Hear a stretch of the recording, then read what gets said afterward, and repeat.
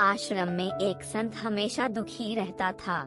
इस कारण लोगों ने उसका नाम दुखी रख दिया था, जबकि दूसरा संत हमेशा सुखी रहता था। इस वजह से उसका नाम सुखी था।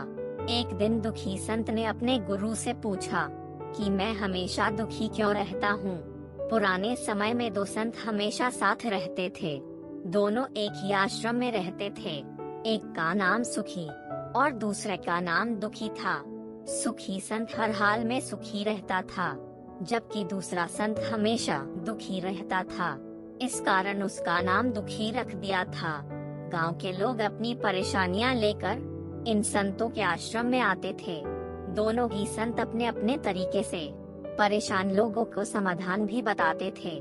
दुखी संत के समाधान भी बहुत अच्छे होते थे, जिनसे लोगों की चिंताएं दूर हो जाती थी। दोनों ही संतों की जीवन शैली भी एक समान थी, लेकिन विचार एकदम अलग अलग थे। दुखी संत अपने दुखों का कारण समझ नहीं पा रहा था। एक दिन वह अपने गुरु के पास गया और उनसे ये प्रश्न पूछा कि लोगों ने मेरे चेहरे के हाव भाव को देखकर मेरा नाम ही दुखी रख दिया है। मैं भी संत सुखी की तरह ही दैनिक पूजा पाठ करता हूँ। हर काम ईमानदार बड़ी की मात्रा से करता हूँ, फिर भी मेरे जीवन में दुख ही दुख क्यों है।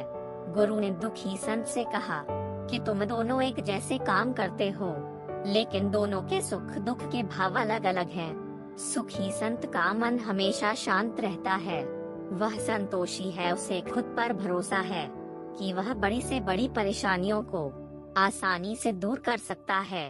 इसीलिए हमेशा सुखी रहता है, जबकि तुम हर हाल में अशांत रहते हो, परिणाम को लेकर कभी भी संतुष्ट नहीं होते।